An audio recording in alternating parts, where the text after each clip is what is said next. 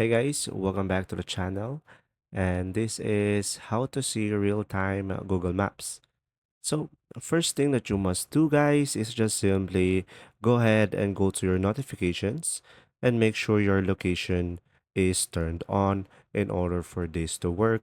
And now you could just simply open up the Google Maps application into your device, and after that, it will be automatically detected.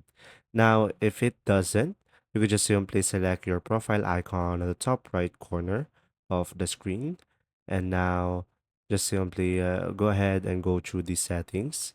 And now here, just simply scroll down a little bit and you should be able to see here navigation. So select that. And now just simply scroll down at the very bottom and you should be able to see here live view.